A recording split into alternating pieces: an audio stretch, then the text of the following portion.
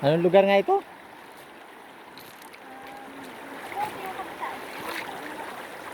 Liputi.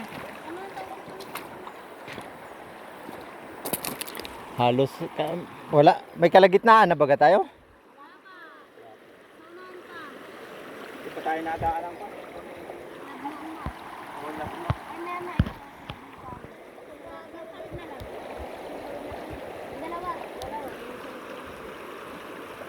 10:37. Alas 8 po kami umalis doon. Pababa po kami, wala pa kami sa kalagitnaan. Alas 11 na.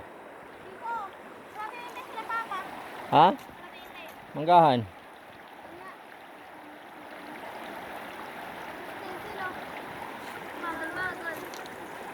Pababa po kami ng baryo.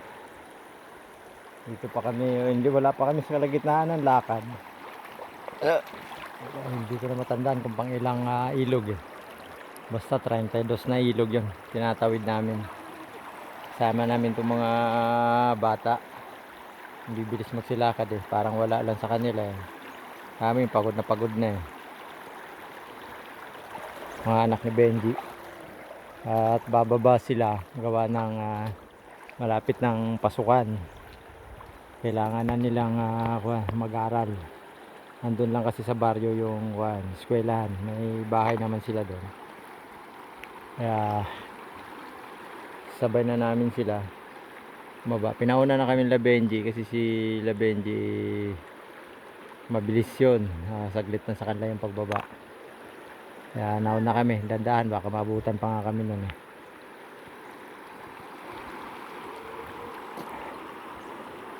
Maliwanag yung paligid, kaya lang medyo naambon dito. Wala kaming tindahan na mandaanan para makapag merienda man lang sana. Malayo pa yata, malayo pa tindahan ano? Isampal pa.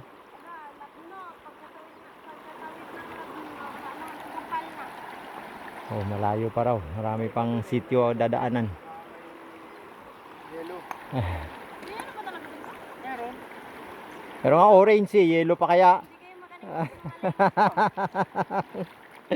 Wala po kasing kuryente rito. Mga solar ginagamit nila eh, solar pang ilaw lang, saka pang charge ng mga cellphone nila. Kaya wala silang rep. Mga tindahan dito eh, minsan eh, ilan lang ang tinda. Limitado lang gawa ng syempre bukod sa wala rin sigurong puhunan eh, mahirap po ang pag bili ng mga paninda galing bayan. Napaka mahal ng pag bubuhat, pag babiyahe papunta po sa lugar nito eh, liblib na po itong lugar eh. Ayan po, napapaligiran kami ng mga kabundukan, pero hindi na ito sakop ng Sierra Madre eh, nasa baba na. Pero hindi nadaanan namin eh, mga kabundukan pa rin. Paikot-ikot kami dyan sa mga kabundukan na yan. Kung hindi kami nagkakamali eh. Oo.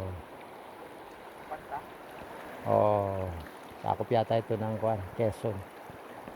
Nakita na yung ilog. Oo.